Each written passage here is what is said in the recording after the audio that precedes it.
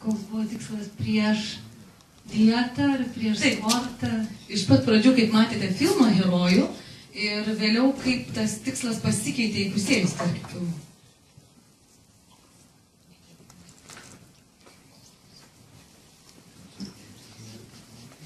Čia turbūt reikėtų diskusijai kvies gal daugiau žmonių, nes turbūt būtų kiek žmonių, tiek nuomonių. Bet jūsų kaip psichologas, kad tikslas yra vienas, visi žmonės siekia to paties tikslo, nori gerai jaustis ir būti laimingi. Ir matėm, kaip keitėsi tie tikslai, kaip žmogus tarsi iš pradžių atsiduria tokiam kaip prievartos mechanizmą, kur jam yra iš šalies sakoma, kad tu privalai, tu turi numesti svorio, tu turi būti toks kitoks, tu turi būti sveikas. Ir tai atrodo, bent jau čia tikrai nemotyvuoja mūsų gerovės. O kai jisai atranda asmeninę motyvaciją, kai jiems yra svarbu, kad jisai tai gali suderinti su mėgstamo sporto šaka ir kartu, kas man atrodo labai svarbu, su savigarba.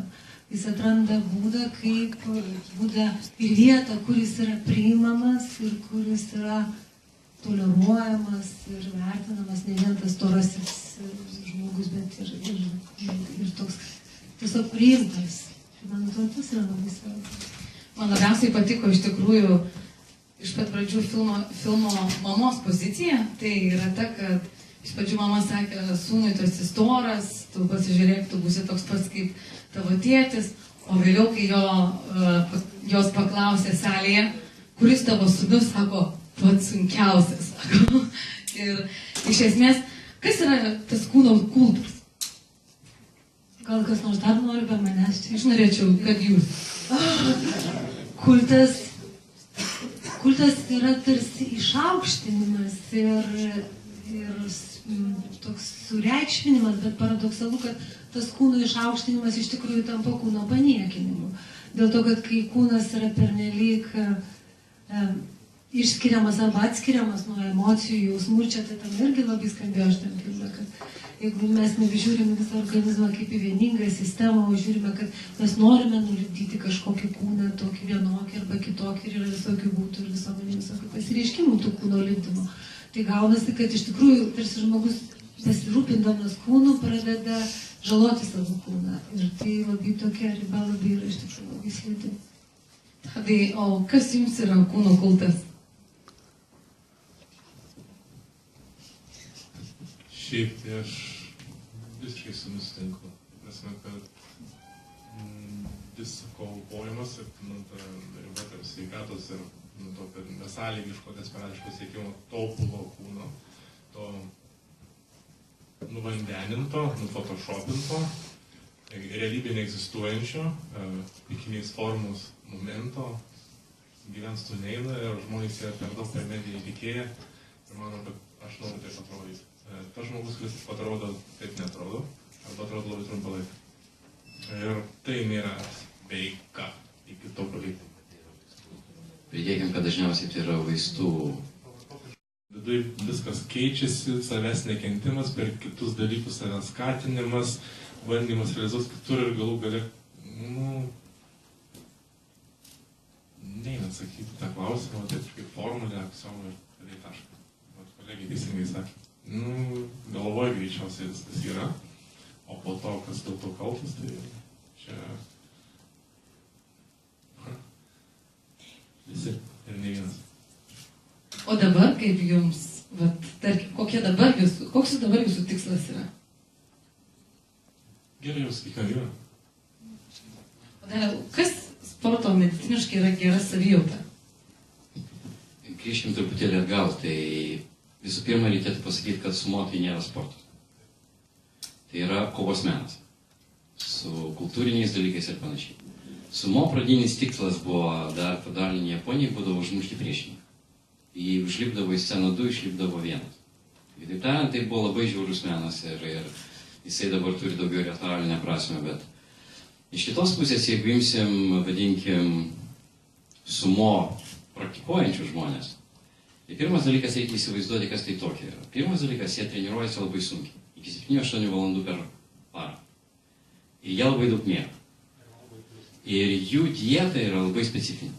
Kitaip tariant, yra dalykas toks, kad, sakysim, jeigu įsivaizduokim taip, Nu, vadinkim taip, gerai sportuojantis vyras per dieną suvartoja maždaug 3,5 tūkstančių iki 4 tūkstančių kalorijų. Tour de France, važiuodami kalnų etapus, suvartoja iki 8 tūkstančių kalorijų. Sumo dieta yra nuo 15 iki 20 tūkstančių kilokalorijų per dieną. Per dieną. Kitaip tariant, tam yra momento gyvens to neina ir žmonės yra per daug per mediją įtikėję ir mano, kad aš noriu taip atrodyti. Tas žmogus, kuris taip atrodo, taip netrodo, arba atrodo labai trumpą laiką. Ir tai nėra sveika iki tokio lygio. kad tai yra vaistų. Pridėkim, kad dažniausiai tai yra vaistų. Pavartokit žodį steroidai. Steroidai, taip. Nu, galima sakyti, taip, yra sunkieji, vadinkim, sunkioji farmakologija ir realiai be steroidų tokio kūno dažniausiai sukurti yra neįmanoma. Tai yra vienareikšmiškai, sakysim, kaip gerai atrodo gerai paruoštas kūnas, prisiminkim Bruce Lee, sakykim, kurie dar prisimena šį aktorių ir matė, ir žinosim, kaip gali atrodyti gerai paruoštas, idealiai paruoštas žmogaus kūnas. Su gana skeptiška, labai grįžta mityba. Bruce Lee atveju.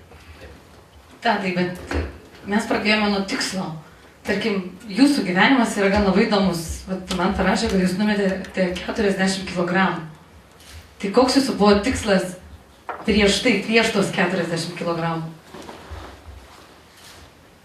Nežinau. Prieš tai. Nežinau. Tai nebuvo taip, oi, dabar reikia numesti 40 kg. Nu kiek, 10, taip? Ne taip. Suprantate, kas yra... Aš pakalbėsiu už storus. Ta prasme, ten nesvorė esmė, ten kažkokias sumišę dalykai susijęs su depresijom, kažkokiais neįvertinimais. Jeigu tai užtrukia visą gyvenimą, tai kažkokie patyčios iš vaikystės, sakai, šyza visiška. Ta prasme, ten vidui viskas keičiasi, savęs nekentimas, per kitus dalykus savęs skatinimas, bandymas realizuos kitur ir galų gale,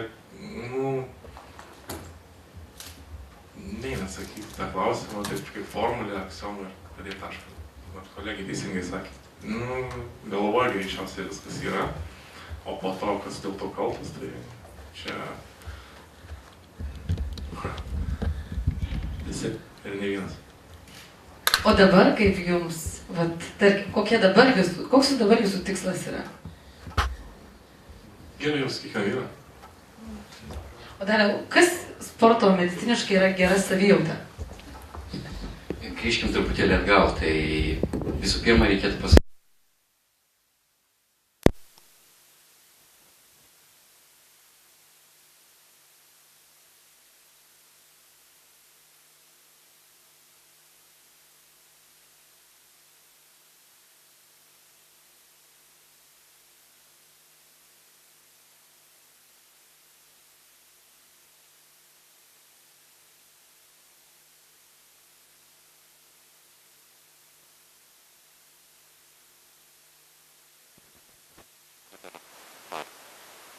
Jie turi paėti.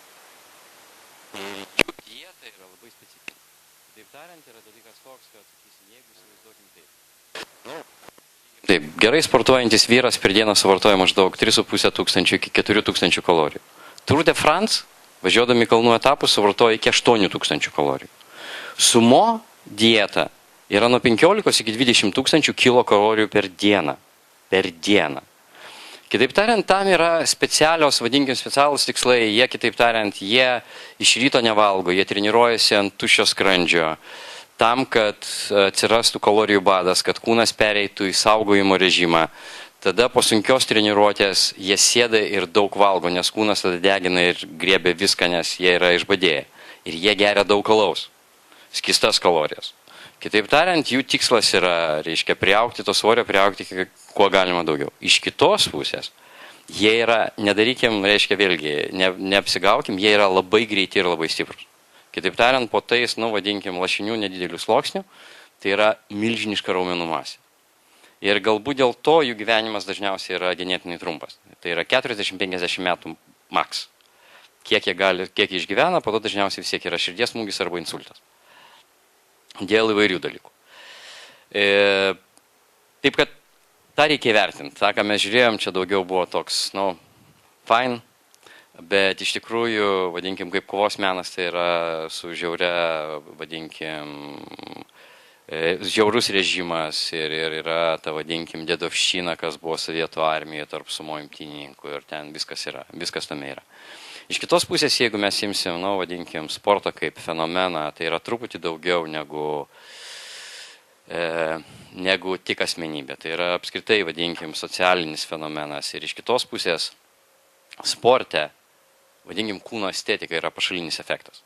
Tai kitaip tariant, pirmas dalykas yra rezultatas. Visa kita yra antras pašalinis efektas. Kitaip tariant, jeigu kalbam apie sportą, nereikėtų sklysti. Sportas, pirmas dalykas yra apie rezultatą. Sveikata yra tam, kad pasiekti rezultatą. Kitaip tariant, tai yra, vadinkim, britvos ašmenys. Kitaip tariant, aš žaidžiu truputį su ugnimi, bet iš kitos pusės, vadinkim, sportas praplečia žmogaus galimybių ribas. Jisai praplečia mūsų, sakykim, supratimą, kas mes esam. Tai iš tos pusės sportas man yra labai toks patrauklus dalykas. Iš kitos pusės, taip mes lengvai galim perlenkti lasdą, bet be to mūsų gyvenimas būtų truputį nikokas. Tai aš galvoju vėlgi, sakysim, teisingai pasirinktas sporto šaka yra labai gerai. Iš kitos pusės, tą, ką mes matėm, tai aš galvočiau, kad pagrindinis dalykas yra žmogui yra savęs savirealizacija. Savirealizacija gyvenime, taip, kaip, kur, kas ir panašiai. Labai teisingai buvo pastebėta pašnekovų, kaip sakysim, kad šiais laikais mes gyvenam mitų pagalba. Kitaip tariant, visur yra labai daug mitologijos ir labai mažai yra tikrų dalykų. Iš vienos pusės, kad daugelis žmonių informaciją ima iš interneto. Internete yra burbulai. Kitaip tariant, jeigu taip žiūrėsim, reikia skaityti knygas. Knygas skaito mažai kas. Ten yra fundamentalios žinios. Kitaip tariant, turėdamas fundamentalias žinias, tada aš galiu kalbėti toliau. Todėl, kad, aš labai paprastą klausimą užduosiu auditorijai. Pasakykite, ar vikingų šalmai buvo su ragais?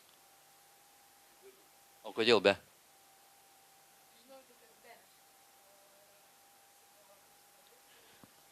Jo, bet tai žiūrėkim labai paprastai. Kas yra šalmas? Tam, kad apsaugot žmogų kovos metu. Taip? Jeigu ant jų yra ragai, yra labai paprasta. Paėmiau už ragų, pasukau ir galvos neliko. Tai kitaip tariant, eina kalba taip, kad, sakysim, tai yra Holivudo mitas. Nes iš tikrųjų šalmai buvo tik tai ritualiniai šalmai buvo su ragais. Kovinis šalmas negali būti su ragais, nes aš būsiu pažeidžiamas mūšį. Yra viskas labai paprasta ir nesudėtinga. Lygiai tas pats yra kasdieniam gyvenime. Yra paprasti fiziologiniai faktai, paprasti dalykai, į kuriuos dažniausiai mes netkreipiam dėmesio. Taip kad šiuo atveju sakyčiau taip, kad jeigu taip kalbėsim apie sportą kaip fenomeną, tai pirmas dalykas yra žmogaus savirealizacija. Visa kita yra, vadinkim, antraeiliai dalykai. Iš kitos pusės, jeigu mes kalbėsim apie sveikatingumą ir jeigu žmogus sakys, aš noriu būti sveikas ir tą noriu daryti per sportą, aš sakysiu, kad sportui tai yra neteisingas tikslas. Sportui tikslas bus, pavyzdžiui, aš noriu nubėgti 10 km.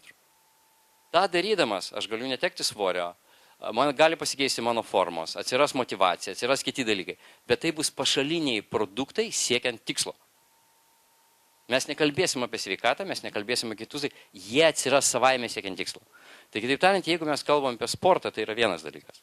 Jeigu mes kalbam apie sveiką gyvenseną ir, sakysim, sveiką gyvenimo būdą, bus truputį kiti dalykai. Bet iš tiesų, jeigu mes pradėsim kalbėti apie fizinį aktyvumą, tai mes turėtume kalbėti vėlgi visai apie kitus dalykus, negu mes kalbam, sakysim, kasdien. Tai kitaip tariant, tai, ką mes skaitom dažniausiai ir kad yra sakoma, kad nelabai sveika ten bėgioti ir panašiai, yra nonsensas. Taip Kitaip tariant, tam, kad bėgioti, mes turim būti tam pasiruošę. Mes jau tą girdėjom, žinok, jau girdėjom apie tai. O kalbant, nežinau, ar čia yra mitas ar ne, kad sportuoti pradeda nelaimingi žmonės. Turbūt jeigu jie sportuoja, jie tampa laimingais, nes pirmas gydymas nuo depresijų ir liūdesio yra sportas. Ir iš tikrųjų, jeigu žmogus gali sportuoti, jis visada pasijunta geriau. Tie žmonės, kurie lankosi pas psichologus ir jeigu mes jų klausim, ar sportuoja ir paprašom, sakykim, kažkokiu būdu susikaupti ir pradėti judėti, dažniausiai jie labai greitai pasako, kad jie pasijuto geriau. Tai, bet žinot, reakcijos į sunkias situacijas, jos gali būti labai įvairios, vieniais kalbėtis, kiti galbūt gerti, kiti judėti, labai skirtingai žmonės reaguoja. Bet jeigu imasi sporto, dažniausiai tai būna labai, taip vadinama, psichologiškai konstruktyviai veika. Jis duoda gerą rezultatą, nuotaika pagerėja iš karto. O kai jie tampa laimingi, jie nebesportuoja? Visokių atvejų žmonės, ir kai kurie žmonės, kurie sportuoja su džiaugsmu ir malonumu, kiti sportuoja dėl to, kad reikia, ir čia labai skiriasi. Žinot, aš tai galvoju, iš psichologinės pusės žvelgiant, labai yra didelis skirtumas ne pats sportavimo laikas ar trukmė ar būdas, bet skiriasi procesas, kokybė, su kokia intencija, su kokiu jausmu, su kokia motyvacija žmogus tai daro. Ir tai labai priklauso. Aš girdžiu, sportininkai sako, kad rezultatas labai svarbu, psichologinė prasme labai svarbu yra procesas.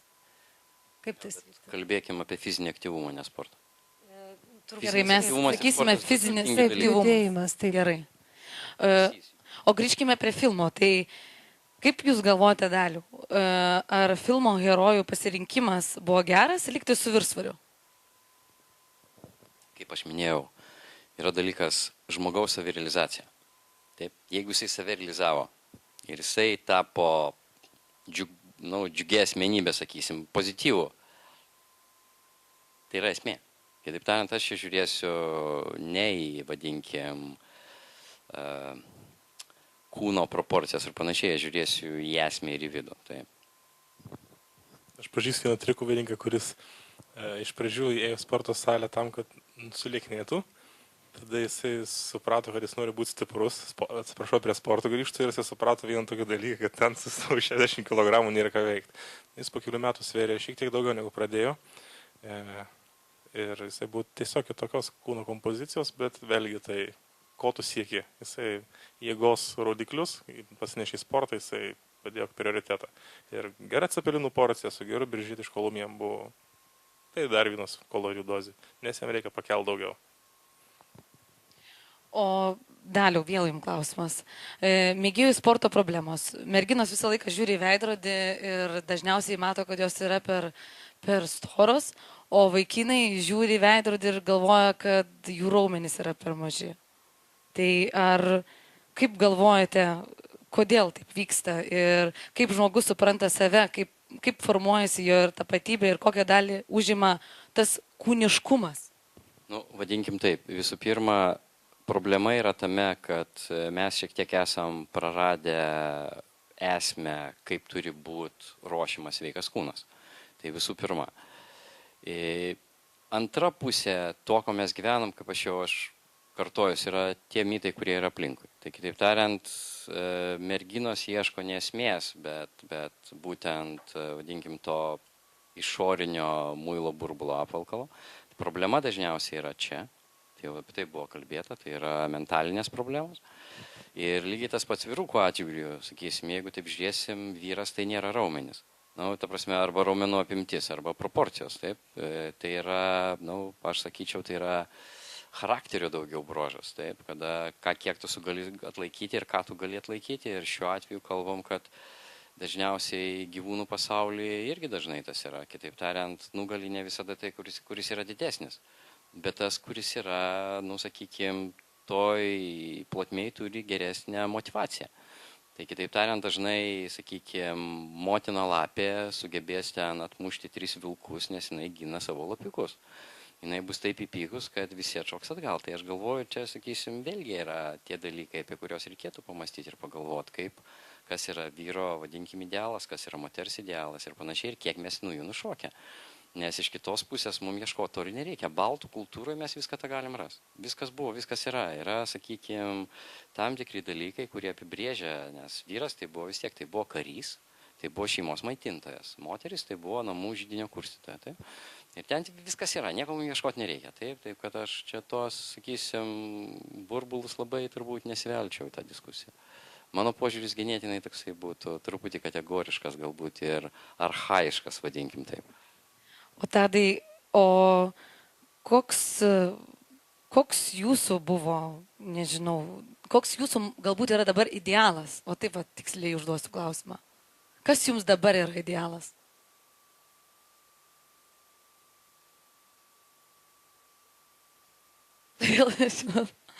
Nežinau.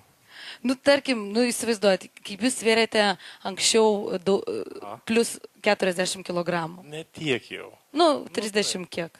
Taip, grįžtate kilogramai gerąją prasme, jeigu jau taip iš tos prizmės žiūrint. Nu, Pavlovime, Tadai, jis tikrai labai gerai šiandien atrodo ir tikrai jisai motivuoja. Bet aš neskaičiau iš tikrųjų istorijos, kaip jūs numetėte tos kilogramus. Greičiausiai tai yra tikrai daug į save gilinimas ir mytyba, ir tikslingas sportas, bet tarkim, koks dabar yra jūsų idealas, siekis? Mano idealas kažkokios asmenybės, kaip su kuria lyginti, ar idealas kažkas? Kūno, nežinau. Nėra. Kiekvieną dieną vis kitoks ir tu keitiesi ir rytojaus aš. Nes noriu būti toks, kaip jis, tai neįmanoma. Tu gali būti geresnis. Formas, tarkim. Neįmanoma. Kaip aš galiu norėti, pavyzdžiui, plačios didelės krūtinės, jeigu aš gimiau su kitokia genetika? Arba kaip aš galiu norėti, nežinau, nežmoniškų kvadricepsų tenais, arba bico 50 cm sauso raumens nuo proteino. Nebus. Tiesiog viskas yra genetiškai duota. Jeigu aš žinau, jeigu taip nusileidžiant iki smulkmenų, tarkim, tai vis tiek yra susijęs tam kūnų formom, mano situacijai. Jeigu aš žinau, kad prie mano ūgio niekados nebus nugara, V formos, pas 1,60 m ūgio asmenį, tai gerai.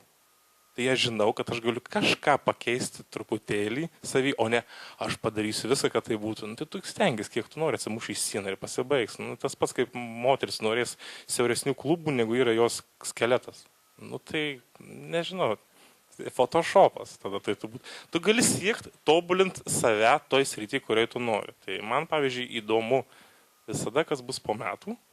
Ir aš tai vadinu kūnų konservavimu šitą geležų tampymą ir tiesiog ubagų plastinę chirurgiją. Jo, tai iš kitos pusės aš sutikčiau, nes turbūt čia yra, vadinkim taip, savo, ne apskritai, bet, sakysim, savo kūno galių ir galimybių ieškojimas. Ką aš sužinojau per tą, tuos 3 metus, aš sužinojau, iš ko aš padarytas, ką aš genetikai turiu iš tėvų, ką aš turiu, aš pažinau savo kūną pagaliau.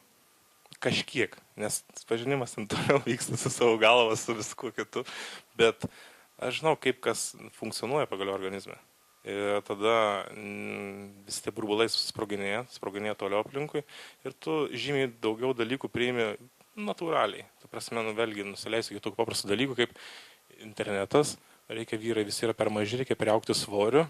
Ir, tokie terminai, aš dabar sukūdau, nusimečiau riebalus, auginsiu sausą riebalų masę. Tai kokia dar būna? Ir ta prasme žmonės, aš ten, po 300 gramų priauginėjau, taip nebūna. Tu žinai, kad jeigu tu valgysi atitinkamai angliavandenių, pas tave kūne bus dar 5 litrai vandens, tu atrodysi atitinkamai, o ne visą laiką kaip tam tikri asmenys su tam tikrais preparatais. Taip, aš sutiksiu, kad turbūt tikslas yra savęs pažinimas ir tas, vadinkim, yra procesas, kuris niekada turbūt nesustoja. Ir dėl to yra tas naujumo pojūtis turbūt kasdien, kas, sakysim, gali turėti tą vidinį tokį stiprų motivacinį faktorių. Iš kitos pusės, grįžtant atgal truputėlį, yra irgi dažniausiai maišoma, kad jeigu mes vis tiek kalbam apie svorį, pagrindas būtų kalbėti apie mitybą, ne apie fizinį aktyvumą. Fizinis aktyvumas, judesys, taip, jisai turi įtakos, bet jeigu jau kalbam apie svorį, tai yra mityba. Tai čia, Tadai, jūs didžiausias ekspertas, tai kokie būtų paprasti patarimai, tarkim, auditorijai, kurie galbūt nori siekti to sveikesnio gyvenimo? Nuo ko reikia pradėti? Valgyti pradėti. Kaip? Valgyti, tiesiog. Tiesiog valgyti. Žmonės nevalgo. Žmonės arba nevalgo iš vis, arba ėda. Ne, ne tai, kad jie labai daug suvalgo, bet, jeigu imti visus maisto produktus, kurie yra maisto produktai, ne maisto gaminiai, mėsą, žuvį, kiaušinius, daržovės, kruopas, ir jas vartoja tokiai formai, į kurią žiūrint, tu atpažįsti, kas tai yra višta, žuvis, o ne kažko tai mišinys, kurios sudėty yra 50 ingredientų. Ir jeigu tu praeisi iš tokių dalykų ruošti maistą, visi bijo angliavandenių šiais laikais, taigi čia visa kita. Aš pasiūlysiu, kam nors salį suvalgykit 500 gramų avižų kruopų per dieną. Jeigu jums tai pavyks ir daugiau nieko į burną neįsidėsite, jums tiek ir svoris, nes jūs greičiausiai tai pakeisite kokius 3-4 pakelius sausainių, kuriuose buvo daugiau cukraus, daugiau kalorijų ir tiesiog savaime pirmas etapas bus didžiulis svorio kritimas, didžiulė medžiagų apykaita, neteksite daug vandens, druskų ir įsivalysit žarnyną nežmoniškai ir automatiškai būsit lengvesni. tai bus pradžia. O kada pradėsit suprasti, iš ko tas maistas susideda, tai po to ten filosofuoti iki negalėjimų galim ten valgau. Tada tą, deduosi tą, be abejo, tada angliavandeniai, baltymai, riebalai, kas iš ko, kodėl, o ne reikia gerti proteino kokteilius, papildomus vitaminus, čia valgyti tik tai, stebuklinga vaisių sulčių dieta, fruktozės veikia už gliukozę. Nu, čia nesąmonė. Reikia suprasti, ką tu dedi į save ir kaip tai tavyje veikia. Jūs pradėkit gaminti valgyti ir valgykit. Viskas. Turbūt reikėtų priminti, kad maistą reikia kramtyti. Maistą, tą, kurį valgysit, neįskit taip valgyti, nes jis bus neskystas. Taip. Skystų kalorijų šiaip reikėtų privengti. Kaip turbūt čia indai yra pasakę, kad valgykit taip, kad kietą maistą galėtumėt gert, o skystą maistą kramtytumėt. Tas labai daug pasako, kaip mes turėtume, kaip ir sakysim, iš tiesų 19 amžiuje buvo vienas anglų gydytojas, kuris visas lėtinės ligas gydė priversdamas savo pacientus kramtyti kiekvieną kąsnį 50 kartų. Ir turėjo labai didelį pasisekimą išgydyti, o neišgydomas ligas. Taip kad pirmas dalykas reikėtų, kaip labai teisingai yra pasakyta, grįžti truputėlį prie elementarios fiziologijos, prisiminti, kam yra reikalingi dantis, kam reikalingas liežuvis, kad mes maistą turim skonį jaus, kad mes jo turim džiaugtis, kad tai yra duona kasdieninė ir panašiai. Šiaip žmonėm pradėsim šiek tiek, sveikiau maitintis, grynesniais produktais, yra pačiai pradžioje atmetimo reakcija, viskas yra neskanu. Bet dėja toks yra tik maisto skonis. Be stipriklių ir be cukraus ir daugybės druskos. Iš tikrųjų, maistas turi įvairų skonį, tik jūs jau jį pamiršot, daug kas. O ne kečupas, ir visi kiti tokie dalykai, kurie užniveliuoja ir viską padaro taip. Aš dar noriu truputį pridurti, nes iš psichologinės pusės žiūrint, yra labai svarbus apskritai toks geresnis rezultatas būna, jeigu tai nebūna tiesiog mechaniškas veiksmas.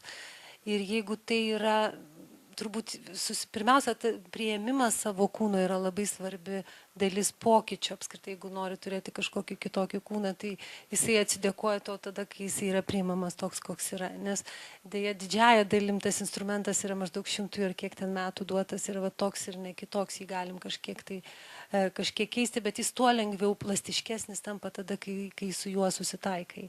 Nes yra labai daug įdomių tyrimų padaryta, kas atsitinka su žmonėmis, kai, sakykime, jie badauja, jie tampa ir agresyvesni ilgesnį laiką, jie pradeda, kai kurie iš jų taip užsifiksuoja ties maistu, kad jie nebegali tiesiog galvoti apie nieką kitą, tik tai apie maistą, kai kurie pasineria į depresiją, kitiems ištinka vėl sunkumai.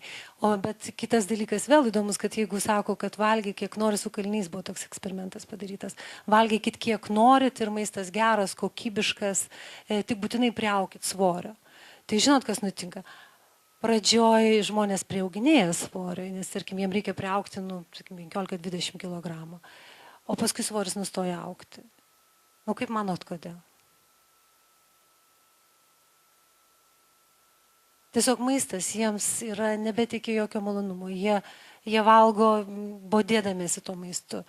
Ir kūnas savaime jisai nebeima tos energijos arba tų kalorijų, kurios, nes gal jums kažkaip kitaip atrodys, bet iš tikrųjų tai tokių reiškinių yra labai nemažai.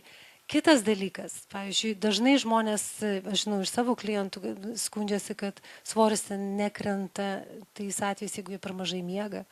Tas ypač labai aktualus studentams, nes miego trūkumas labai atsiliepia, kad organizmas gauna signalą, kad iš tikrųjų pavojus, kažkas yra negerai, pusiausvyra pažeista. Žodžiu, daug yra tokių veiksnių. Manau, kad aišku, kad tai, ką mes kalbam, dieta, judėjimas, be jokios abejonės svarbu, bet yra labai svarbu tokie įprasminimo dalykai, nes jeigu mūsų visuomenė vystysis tokia linkme, kad mes mechaniškai sakysim, jūs būtinai valgykite tą su tuo ir su anuo, judėkite taip, o ne kitaip. Žodžiu, žmonės iš tikrųjų... Bet žmonės prašo nurodymų dažniausiai. Žinot, nurodymai yra... Žmonės prašo ir tuo pat metu nevykdo. Yra daugybė, žmonės dažniausiai, jeigu jie gerai klausytų savo širdies ar savo kūno, jie tikrai žinotų, ko jiems reikia ir ką jiems reikia daryti. Bet kai jiems iš šalies sako, girdėjot ir matėm, ne, jis daryk taip, būtinai taip, o ne kitaip, iš karto atsiranda labai stiprus atmetimas, ar ne, kas man galėtų nurodyti. Ir kartais iki labai keistų dalykų žmonės nevykdo ten gyvybiškai svarbių nurodymų, sakykime, negeria vaistų, kuriuos jiems reikia gerti. Dėl to, kad kažkas sako iš šalies. Bet čia yra tas šiuolaikinio žmogaus atotrūkis tarp galvos ir kūno. Galva yra viena, kūnas yra kita. Taip, bet tačiau iš tikrųjų taip nėra. Žmogus yra vientisas ir kuo jis labiau bus psichologiškai atsparus, stiprus ir įprasminęs savo gyvenimą, tuo jis draugiškiau gyvens su savo kūnu ir tuo lengviau jam bus gyventi taip, kad tai būtų jo instrumentas siekiant jo tikslų. O tarkim, sveiko judėjimo motivacija, tai kaip mes matėme, ir buvo ir kritikos, ir paskatinimų. Kas labiau veikia? Kritika ar paskatinimai? O ką nors iš čia esančių motyvuoja? Va, tarkim, Tadas. Motyvuojus kritiką, pavyzdžiui, tako storas, ten negražus. Mane, tarkim, siekti rezultatų, nežinau, aš iš tikrųjų žinojau, ką reiškia tas viršsvoris pati, bet dėl to, kad aš laukdamas priaugau nemažai svorio, tai buvo apie 28 kg. Ir iš tikrųjų, kuomet aš gyvenime neįsivaizdavau, kad yra sunku būti su viršsvoriu. Ir kai aš buvau atletė ir kaip staiga man supranti, kad eini, tau trinasi šlaunis, tada tu supranti, kad laiptai tai yra laiptai, nes tai yra sunku užlipti. Ir tada tu galvoji, gal aš geriau renkuosi late, o ne pajudėti.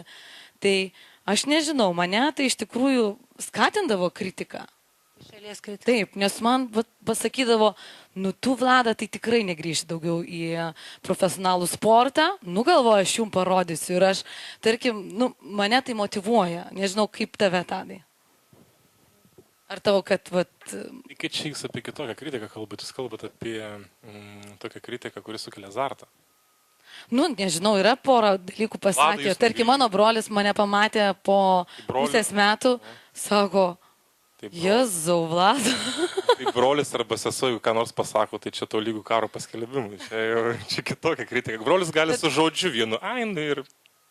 Bet tarkim, mes kalbam apie tai, motivacija. Kas labiau veikia, kritika ar paskatinimai? Ir tai veikia. Turbūt individualu labai yra, nes kai kuriam žmogui kritika gali būti tas šiaudas, kuris sulaužė kupranugariui stuburą ir jisai daugiau neatsities.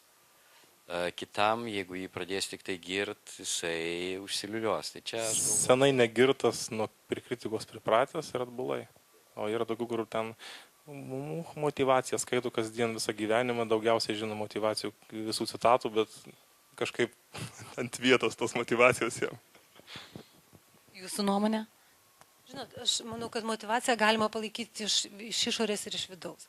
Tai čia mes kalbam apie išorinę motivaciją, kai kažkas sako, wow, ne taip gerai atrodai, arba kitas sako, matai, kaip gerai atrodai, 100 gramų numetė ir ne. Tai iš tikrųjų motivuoja ir tai, bet labiausiai motivuoja vidinė motivacija. Tai yra tai, kai žmogus turi kažkokį tikslą ir jam reikia kažko tai siekti, pasiekti. Tai tada išorinė gali atliepti vidinę motivaciją ir žmogui bus žymiai lengviau tą padaryti.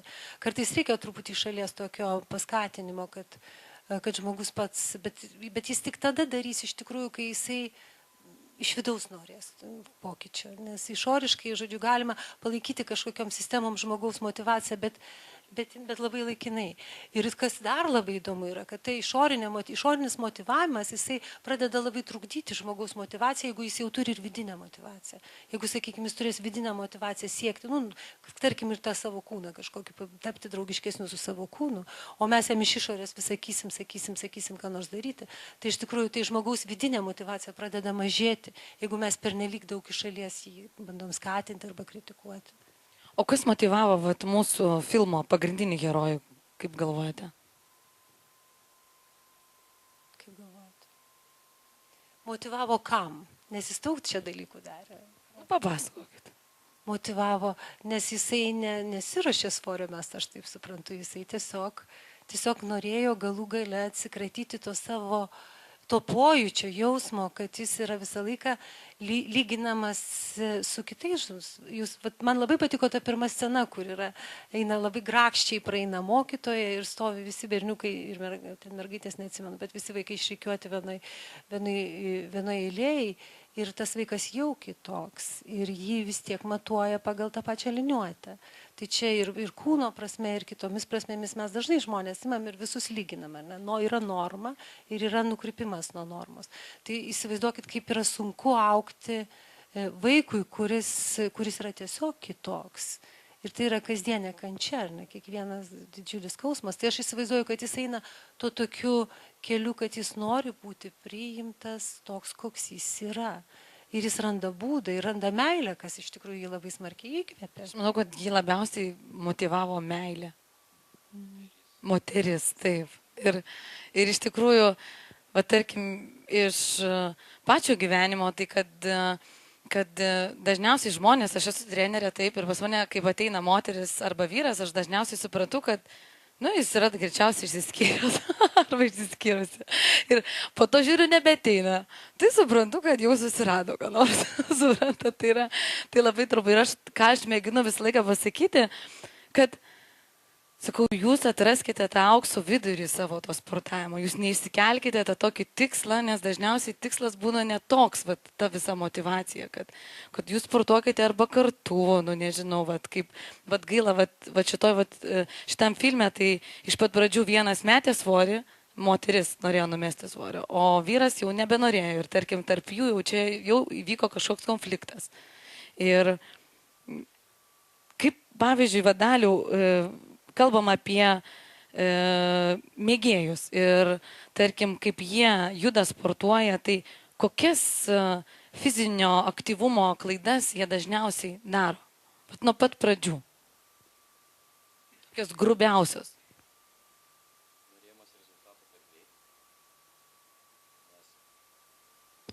Nes visų pirma, jeigu taip žiūrėsim, tam, kad mes galėtume pasiekti tam tikrą rezultatą ir jeigu mes tam nesam pasiruošę, mes turim pradžių kūną paruošti.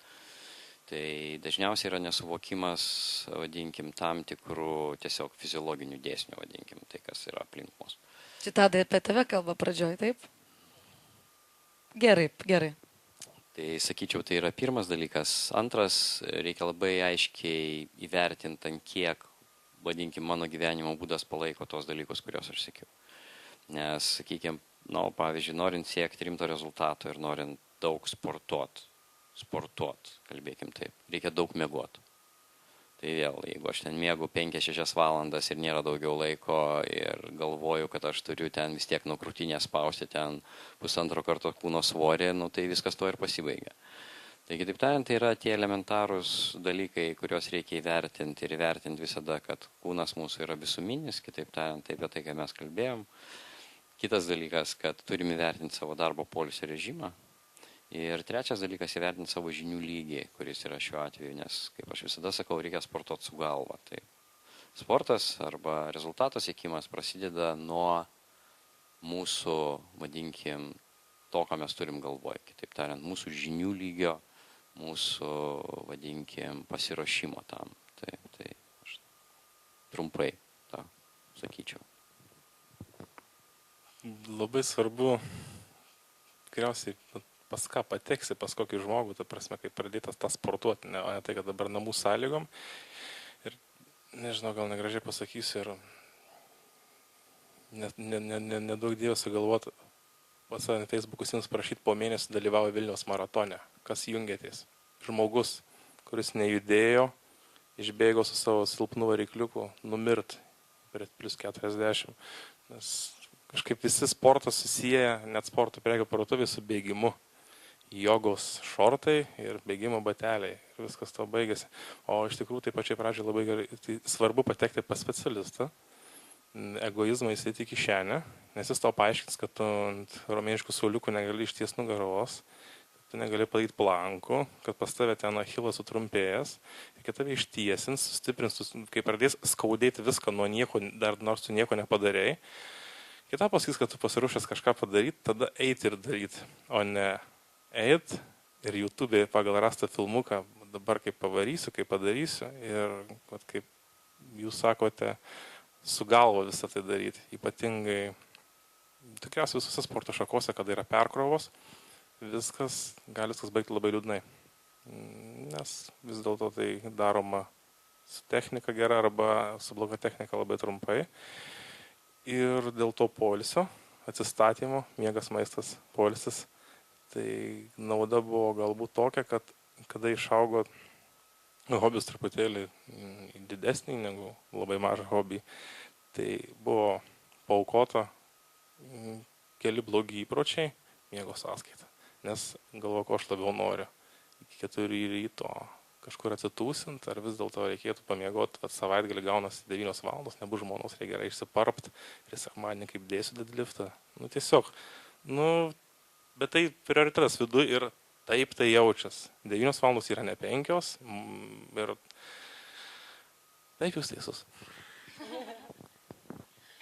Ir iš tikrųjų, kada aš irgi labai keistai žiūriu, nes pati apie 16-17 metų buvau bėgikė ir kai manęs paklausė, sako, Vlada, tu esi daug maratonų nubėgus, sakau, žinokit, aš tikrai negaliu bėgti 21 km, nors aš esu taip aš prabėgčiau tikrai, bet aš turbūt kitą dieną, žinau, kas mane lauktų, man skaudėtų keliai ir aš esu tikrai nepajėgi, nors galėčiau lėtų žingsnių ir tenais ir nubėgti. Jo, dabar jeigu grįžtam prie sveikatos truputėlį, jeigu kalbėsim, daug kas įsivaizduoja, aš čia pradėjau kalbėti, bet Vlada taip mane nukirto, reiškia, apie tą bėgimą.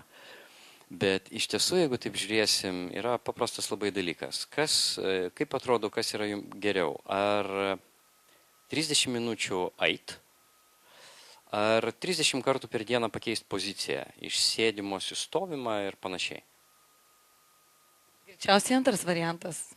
Taip, kitaip tariant, NASA darė tyrimus, kadangi gulėjimas arčiausiai, vadinkim, priartina prie to, kas vyksta su žmogaus kūnu beorėje erdvėje. Kitaip tariant, kada dingsta gravitacija. Ir buvo daromas labai paprastas tyrimas. Savanoriai, kurie gulėdavo ten ištisai parom, kadangi buvo tyriama, kaip veikia gravitacijos nebuvimas mūsų kūną ir būtent, sakysim, gulėjimas ir sėdėjimas veikia lygiai taip pat kaip mikrogravitacija, į tą reikia įvardinti. Ir buvo daromas labai paprastas tyrimas. Vieni savanoriai turėdavo atsistot ant bėgtakio ir eiti 30 minučių, kiti tik tai paprasčiausiai atsistodavo, pastovėdavo 2 minutės ir vėl atsiguldavo. Adaptavosi ir kaulų tankis ir, sakysim, pokyčiai kūno buvo mažesni pas tos, kurie tiesiog atsistodavo ir pastovėdavo. Kodėl? Todėl, kad kada mes atsistojam, vyksta labai daug dalykų. Tam tikros raumenų grupės išlaiko balansą. Keičiasi širdies darbas, kraujagyslių tonusas, kūnas adaptuojasi prie pakitusios padėties ir panašiai. Tai kitaip ta adaptacinė prasme tai yra svarbiau negu 30 minučių eiti tokiu pačiu tempu ant bėgtakio. Taip kad tai, kas kūnui yra sveika, ir tai, ką dažnai mes skaitom, sakysim, tai yra truputį, aš grįžtu prie to paties, tai yra mitologija. Kitaip tariant, yra tam tikri dalykai, kuriuos mes galim padaryti labai paprastai ir tai bus labai gerai. Tai vat kaip kolega, aš išgirdau, pasakė, reiškia, kad kaip dėsiu deadliftą. Tai iš tiesų, sakysim, mirtina trauka yra vienas esminių pratimų. Jeigu taip žiūrėsim, tuo pačiu metu dirba mažiausiai 42 raumenų grupės vienu metu.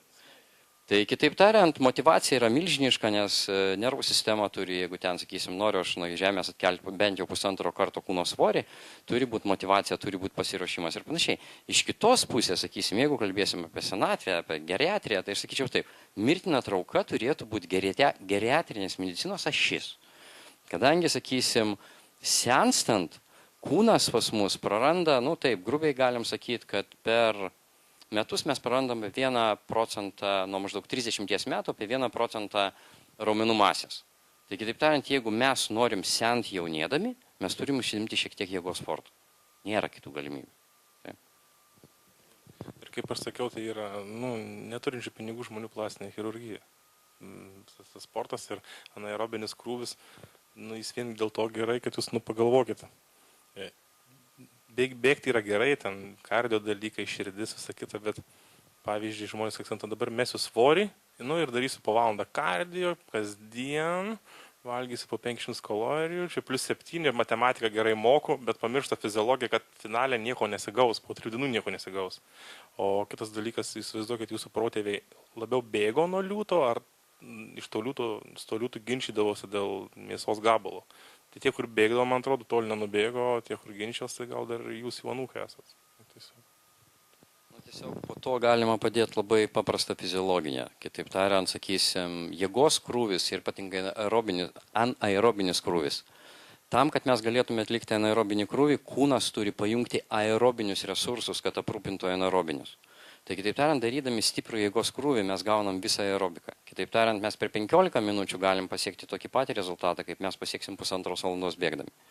Tai kitaip tariant, eina kalba, kad jeigu aš rimtai užsiimu jėgos sportu, ir mano kūnas yra paruoštas, aš visada žinau, kad aš galėsiu užbėgti 9 aukštą neuždusęs. Tuo tarpu, jeigu aš tik tai bėgioju, yra visada klausimas, aš sugebėsiu 20 kg bulvių maišą užnešti į 5 aukštą. Nes aš žinau bėgiojančių žmonių, kurie negali padaryti pritūpimo. Pristraukimas jau čia fantastikos yra ribos, jau čia kosminė medicina daugeliui. Bet yra labai paprasti elementarūs dalykai. Taip kad, šiuo atveju iš kitos pusės, jeigu jūs turit labai daug laiko, aišku, jūs galite ir bėgioti ir daryti visus kitus dalykus. Jeigu gyvenime jūs daug laiko neturit, tai aš sakyčiau, tam tikri pratimai gali būti jūsų prioritetas. Tai kitaip tariant, mirtina trauka yra vienas iš jų. Ir kitas dalykas yra toksai turkiškas pasikėlimas, kas ten žinot. Tai irgi gali būti kaip ir vienintelis pratimas, kur jūs galite daryti. Ir išlaikyti savo kūną labai aukštoj fiziniai parengti. O kas dar be mitybos ir fizinio aktyvumo gali padaryti žmogų laimingą? Kaip galvojat? Laiminga, meilė be jokios abejonės, laimingumas.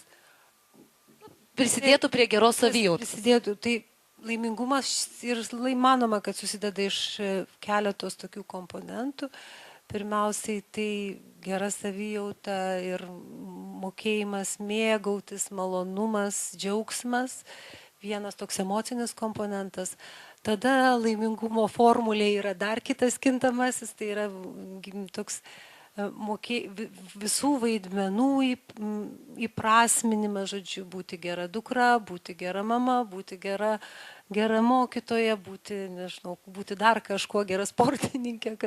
Ir taip pat yra dar vienas labai svarbus, kuris atrodo ne visai gal dar su tokiu hedonistinė laimės samprata, tai yra turėjimas ilgalaikių tikslų ir prasmės. Žodžiu, tie žmonės, kurie turi tikslą ir kurie žino, vardan ko jie gyvena, yra žymiai laimingesni. Tai jeigu jūs paskaitysite, ten būna 10 patarimų, 30 patarimų, kaip būti prasmingu ir rasit, kad padaryk gerą darbą, tai nenustepkit, nes tai tikrai yra dalis laimės. Tai aš pridurčiau prie viso to, kad iš mano pozicijos tikrai neužtenka vien judėti ir vien valgyti, nes kartais man toks žmogus atrodo, jis pernelyg susifokusavęs į tos bazinius poreikius. Man atrodo, tikrai reikia galvoti apie tai, ką darai, kam tai darai, su kokiu jausmu tai darai, tokio sąmoningumo pridėti. Tada visą tai įgyja prasmę ir žmogus judėdamas džiaugiasi, mėgaujasi, gyvena laimingai, taip sakant. O ar galima sakyti, kad kiekvienas sportas turi savo emociją? Pavyzdžiui, jeigu tu esi nuliūdęs, tai tu neisi galbūt žaisti golfo, tu eisi galbūt į tokias žaidybinę kažkokią. Galima sakyti, taip? Be jokios abejonės, nes yra komandiniai sportai, kurie ugdo labai tokį bendruomeniškumą, moko spręsti problemas, mūsų krepšinis, kur visi lietuviai ekspertai. Ir iš tikrųjų jis yra sportas, kuris yra labai tokį turi ir tautinio tapatumo prasme, daug didesnė, ne vien tik judėjimas. Dalia, o kokias jūs, pavyzdžiui, sporto šakas pasiūlytumėt įvairioms emocijom, tarkim, esi nuliūdęs arba nežinai, ką veikti gyvenime, arba esi labai susierzinęs, arba esi labai labai laimingas ir energingas. Aš kaip sakau, mano atveju, sakykime, geležies gabalas visada yra privalumas. Tai yra ištikimiausias dalykas. Nes jeigu gyras sveria 300 kg, jis sveria 300 kg, nepriklausomai nuo tavo nuotaikos, nuo oro sąlygų. Ir visada tave myli tą pačią 300 Šalia lovos pas jus yra, taip? kilogramų meilę. Taip, kad jeigu taip žiūrėsim šiuo atveju, aš sakysiu, kad, vadinkim taip, aišku, tai labai tokie, vadinkim, asmeniai dalykai ir visa kita, bet, aš šiuo atveju galbūt palaikau irgi, kad, sakykim, tas geležies gabalas turbūt yra privalumas bet kokiu atžvilgiu. Klasika yra tenisas nuo pykčio, bėgiojimas nuo streso. Taip jau laikoma, kad tai yra tokie...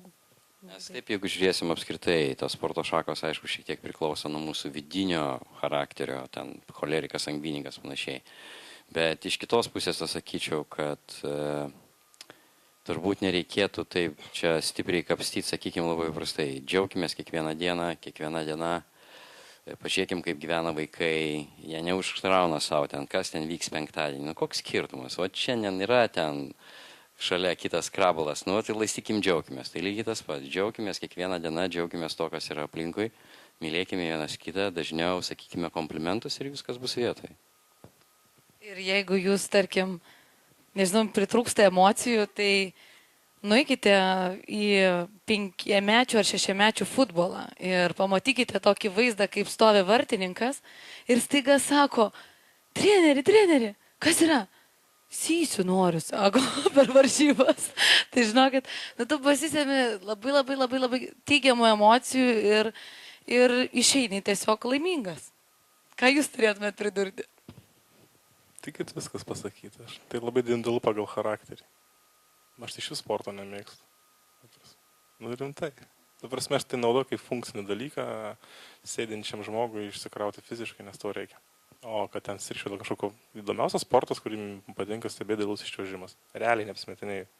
Man ten įdomu, viskas subjektyvu, nieko objektyvaus. Čiuoži, kažkas laukia, kol pravirs ir nupjaus ranką. O kad krepšinis, tai alaus aš negeriu, tai nelabai patinka. O aš myliu visą sportą. Jo, iš kitos pusės, jeigu taip žiūrėsim, jeigu grįšim prie vaikų, tai žinokim taip, kad praktiškai vaikai taisyklių nemėgsta. Kitaip tariant, jiem negalim aiškinti. Jeigu paliksim vaikus vienus, jie patys suras žaidimą ir patys sukurs taisyklės. Tai kitaip tariant, vėlgi aš irgi tą, vadinkim, sutiksiu, kad sportas galbūt yra man irgi šiek tiek tai, kad tai spraudžia į rėmus. O iš tiesų norėtųsi kartais saviraiškos truputį platesnės. Iš kitos pusės šiuolaikinis sportas yra truputį irgi, vadinkim, surogatas, kadangi tai, ką darydavo anksčiau visi žmonės, dabar yra pakeista profesionalais. Ir visi kiti sėdė arenoje ir, reiškia, kaip teisingai, maukia alų ir džiaugiasi, reiškia, to, kas vyksta. Dažniausiai patys tik tai tiek, kad, pasportuodami tiek, kiek reikia tą bokalą pakelt, kaip sakysim, ir prinešti prie lūpų. Taip, kad čia yra tam tikrų niuansų, nors, kaip aš minėjau, sportas yra žymiai platesnis socialinis fenomenas, negu mes kalbam. Tai va, ar turite klausimų?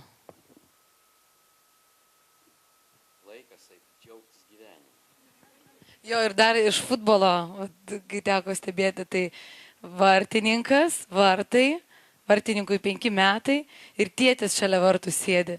Ir tėtis visą laiką sako, jau ateina kamuolys. Sakau, tai yra labai smagu. Tiesiog mėgaukitės gyvenimu, sportuokite taip, kaip jaučia jūsų širdis ir daugiau sakykite vieni kitiems gerų žodžių. Manau, tai yra kelias į gerą savijautą. Viskas.